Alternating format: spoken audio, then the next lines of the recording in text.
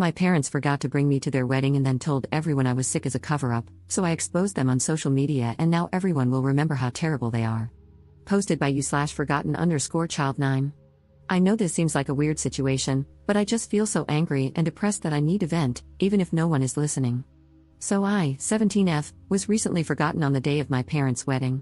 My parents have been together for about 25 years, but they never actually got married.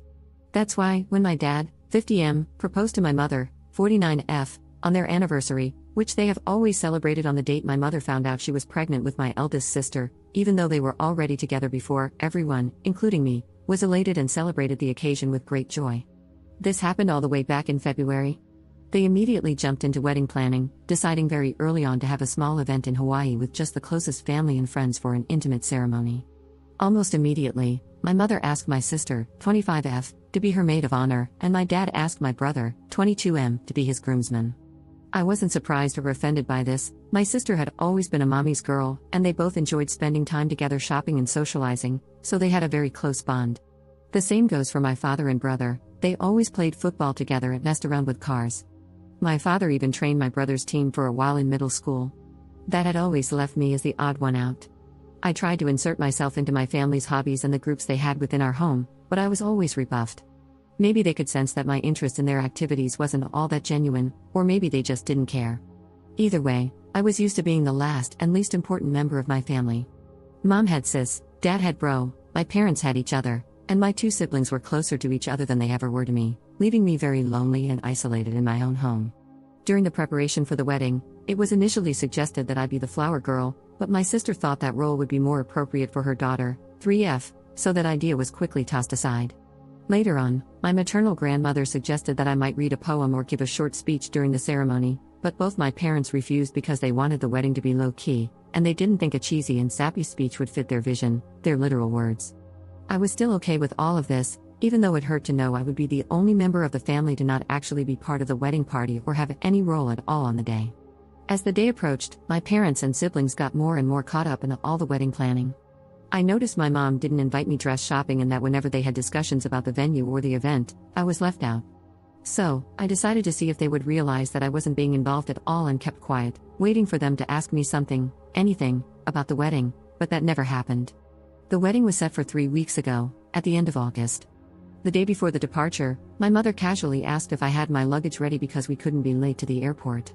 I bluntly told her that I hadn't prepared anything. She looked confused for a second and then snapped at me for not being prepared. I then asked her if I even had a ticket, and her face went pale. Yep, they hadn't even bought me a ticket, and I'm not even sure if I had a room or any accommodations once there. Even though I was the only person in my family without a stable income, I work as a part-time babysitter. My parents had bought first-class tickets for my siblings and a couple of other friends attending the wedding but had forgotten me. My mom told me not to make a big deal out of it and that they could just find me a low-cost, last-minute ticket from a cheap airline, but I just replied by asking her, "Then what? Do I even have a dress for the ceremony?" She had gone with my sister to buy hers and all the other female guests months ago, but I wasn't included. That's when my father came in and told me to suck it up, saying that I've never been a girly girl, so I could just wear whatever. I got mad at this because, even though I'm not the most feminine girl on the planet, I would have loved to be included in such an important part of my parents' wedding. It wasn't about being feminine, it was about the fact that I had been excluded from everything that had been going on for months. We all got into a fight, with them calling me entitled and accusing me of making myself small intentionally so they would forget me, as if that's a valid excuse for ignoring a child. They ended up telling me that if I was going to keep this attitude, I might as well skip the whole thing altogether, to which I responded with a defiant fine, went to my room. The next morning, they all left for Hawaii without me. The ceremony was really small, but they all posted loads of pictures on Instagram and Facebook about how perfect and magical the whole week had been. People quickly noticed that I wasn't in any of the photos and asked my parents why. They replied that, unfortunately, I had caught COVID before the trip and had to stay behind. My blood boiled at this. I don't know why this was the straw that broke the camel's back, but it was.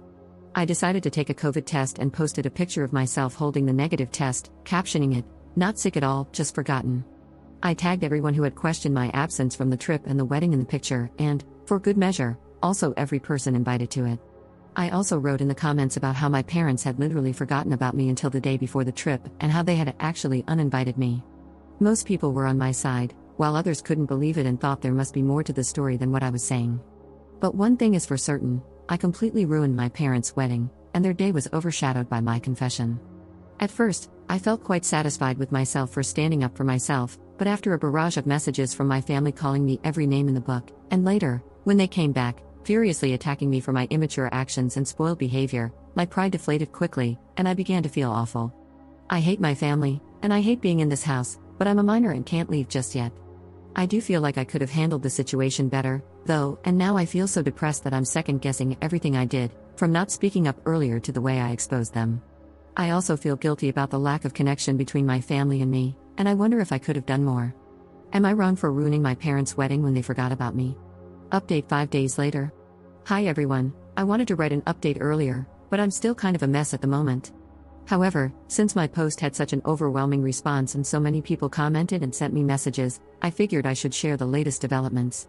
First of all, let me start by thanking everyone who commented on my post and shared their own experiences or perspectives on my situation. Thank you so much. A few days ago, I could barely find the energy to get out of bed, and my family's comments had really made me believe that I was guilty for everything that had happened. But after seeing the responses to my post and all the support you guys gave me, I felt somewhat reaffirmed in my actions and feelings towards my family. I'm still fighting feelings of guilt and depression, but whenever I start to spiral, I think about how much this community of strangers has had my back, and I try to calm myself down with your words.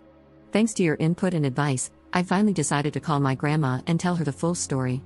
Just to clarify a point before going on, I mentioned this in the comments, but I feel like I should put it here too. My grandma, 77F, did not attend the wedding. She lives several states away and has mobility issues, so she doesn't travel anymore. We visited her around Easter, and that's when she suggested I might read a poem at the ceremony, but that was the last time I saw her in person before all this. She's always been very loving to me and has called out my parents in the past for their favoritism. However, it's hard for her to play a more active role in my upbringing since she lives so far away. I'm also always worried about bothering her due to her age and health condition. She had a minor stroke a few years back and is now back to normal, but I still worry. Anyway, I called her and laid out everything that had happened with the wedding, including how my parents didn't even buy me a ticket to go with them. She came to the same conclusion that most commenters did, that it was simply impossible they had forgotten and that they did it on purpose. I cried on the phone with her, sharing how I was feeling, how this has been going on forever, how I feel in the aftermath, and most importantly, about my need to get out. She was extremely sweet and comforting, telling me I had nothing to worry about because she had my back 100%. She advised me to take it easy but to make plans for my future, and she said she'd help me. After that conversation, which lasted about 2 hours, I felt better, and I decided to follow her advice and start figuring out plans for the next school year. I have a friend who is going to lease a studio next to our future campus. She has a great relationship with her parents but has 5 younger siblings and wants to be more independent, which is why she decided to move out. I asked her if I could move in with her temporarily and told her I would pay rent as soon as I got a job. She immediately accepted and reassured me not to worry about rent or anything else until I was in a better position. We had a good cry together when I told her all about my parents' wedding incident. So, this all happened a couple of days ago, and I was planning to do the update then, but my grandma called my parents and siblings to lecture them about how they were treating me. After that, my brother sent me a half-hearted apology, saying he didn't know I wasn't included and thought I wouldn't have fun on the trip. He also accused me of posting the picture just to create drama. My sister, on the other hand, berated me, claiming I keep trying to make my personal problems public and pin them on the family when they are all innocent. It's been weird with my parents ever since they came back from the trip. At first, they were furious with me, berating me, and now we've just been ignoring each other. After my grandma called them, they came into my room, telling me that if I wanted to put this whole issue to rest, I should shut up about it and that everything could have blown over by now if I had just kept quiet. I simply asked them to leave my room, and then I called my grandma again to tell her what had happened. She told me that she and my uncle had bought plane tickets to come down and see me. This is something I'm actually scared about because my grandma's health is not the best, and this kind of effort is a lot for her. I know how complicated it is for her to get on a plane, so I tried to dissuade her from coming and told her everything would be okay, but she wouldn't listen. She said she was long overdue for a conversation with my parents and that she wanted to see me. I'm stressed for her, and I feel like I forced her to take a long, uncomfortable trip because of me. Maybe I should have dealt with this myself. I do want to see her, and I want nothing more than to hug her right now, but I'm worried about her. At least my uncle, my mom's older brother, is coming with her, but I hope she doesn't exhaust herself or that nothing happens to her, because that would break me. They arrive tomorrow and haven't informed my parents about their trip. My grandma asked me to keep it quiet until she gets here. I hope she can make my parents see the mistake in their actions or, at the very least, help me break the news to them that I'm moving out soon and plan on going no contact with them.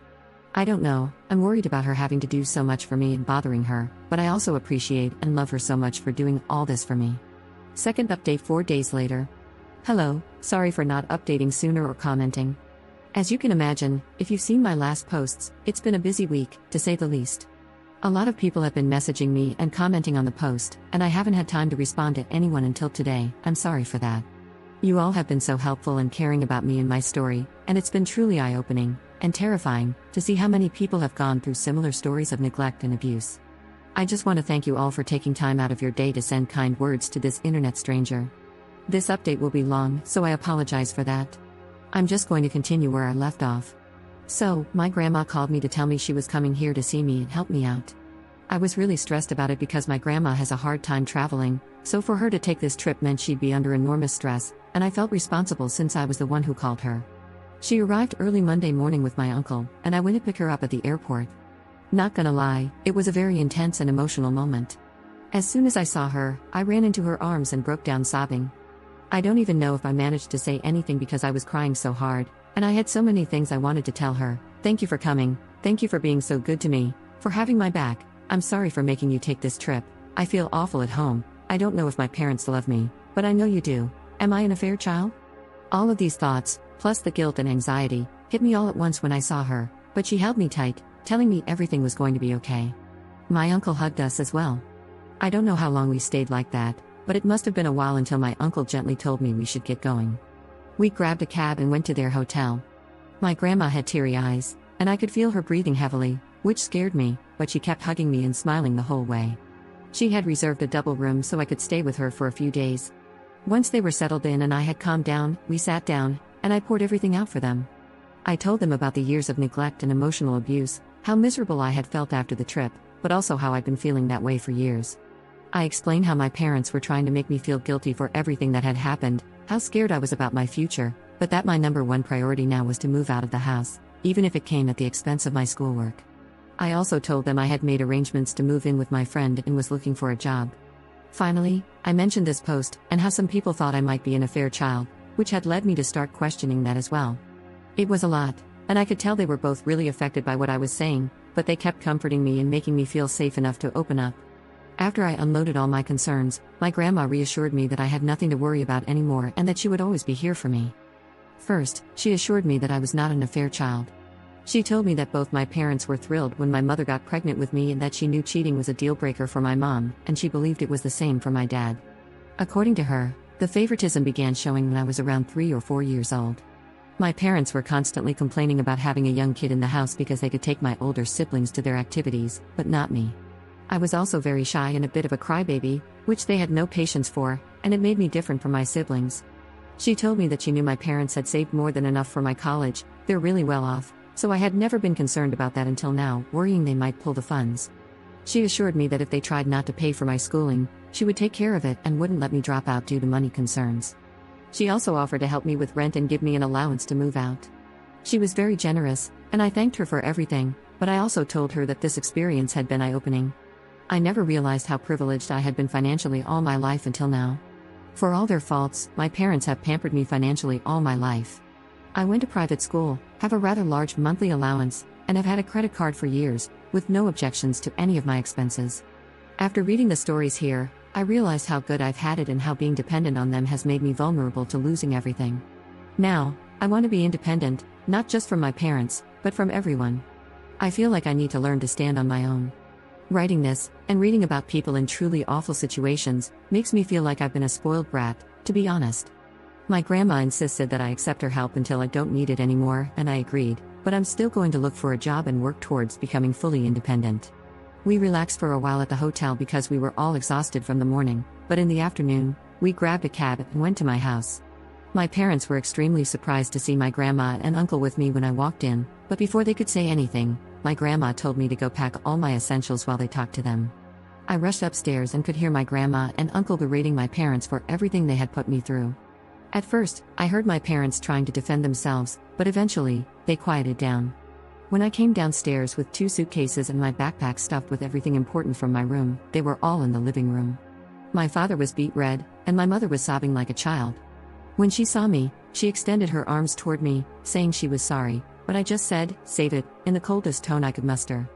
My dad then snapped, saying I didn't have to be a jerk, to which both my uncle and grandma immediately told him to shut up. I left the house at that moment and waited for the cab outside. At the hotel, my grandma reassured me that I wouldn't have to go back to my parents. She told me they had assured her my college tuition was never in question and that they had planned to throw me an extravagant birthday party and give me a car as an apology for the wedding mess. But my grandma saw right through it, recognizing that they were just trying to save face and coming up with these things on the spot. She made it clear that a party and a car wouldn't make up for everything they had put me through. Apparently, the moment that broke my mother was when my grandma told her that I had even questioned my paternity. My mom started crying, but my grandma told her it was no surprise, given how they had repeatedly excluded me from family events since I was a child. My grandma then told me she would ensure they made the payments to my school, but she also offered me the option to completely cut ties with them and have her cover my expenses until I could support myself. I asked her to do that. I felt bad because it's not her responsibility, but I truly don't want anything more from my parents. Although my grandma is pretty well off, she's not as wealthy as my parents. Still, she reassured me that everything would be fine and that any money going to me would simply be deducted from my mom's inheritance. The next day, we went with my friend, her parents, and my grandma to see the studio we had planned to move into. As soon as we arrived, my grandma immediately said, "Absolutely not." I knew from the pictures that the studio was small and dirty, but when we saw it in person, we found water damage, mold in the bathroom and kitchenette, and rust on the old appliances. I had figured I could live with it for a while, but the adults pointed out something that changed both my and my friends' minds. The studio was street level in a bad neighborhood, in a building that didn't seem particularly safe, with bullet holes on the walls, which I didn't even realize until my friend's dad pointed it out. So, my grandma and my friend's parents said they would help us find an apartment in a better location and cover the extra costs.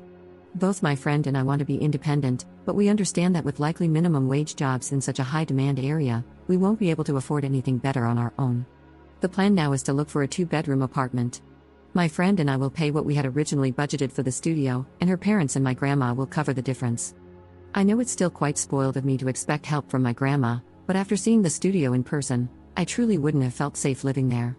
My friend's parents, who were somewhat aware of what I was going through, told me that I could move in with them until we find a suitable apartment, for which I'm extremely grateful. My grandma is going back in a couple of days, and I've been staying in the hotel with her since she arrived. Apparently, my friend, her parents, and my grandma had already discussed this to make sure I had a safe place to stay until we find an apartment, which is still in the works. Since then, I've been moving the rest of my stuff from my parents' house and setting up my space at my friend's. Every time I go back, my mom keeps crying and apologizing, and even my father has said sorry, but I remain distant and cold toward them. My sister called and said that our mother was a mess and that I was a jerk for what I had done, but before she could say anything else, I hung up and blocked her. I was going to block my brother as well, but then I saw that he had sent me a very long message, apologizing over and over for everything he had done and for not realizing how poorly our parents had been treating me. He said he's been doing a lot of self-reflection since Grandma called and realized he was wrong for assuming I didn't want to go on the trip and for just allowing our parents to exclude me for all those years. I sent a brief reply thanking him for his words but told him I need space and am not ready to accept his apology. I feel like he might be genuine because he's never been nasty to me the way my sister has, just aloof. Still, I feel like I need to keep him at a distance for now. Keeping a bridge open with my family seems like the right thing to do, with everything being so fresh. Maybe in the future, he'll show me he's just as bad as everyone else, and I'll block him. But as long as he respects my boundaries, I feel better not cutting him off completely. I've also made an appointment with a therapist who specializes in neglected teens, and I have my first preliminary visit next week, again funded by my grandma. This makes me feel even more eager to find a job ASAP to take the burden off her, even though she constantly reassures me that she's happy to do all of this for me. That's where things stand right now.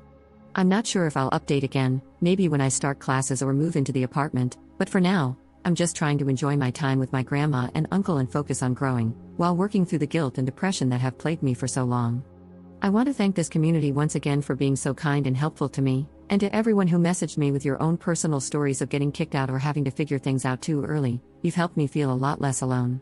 You've made me realize that things can get better if I work hard for it.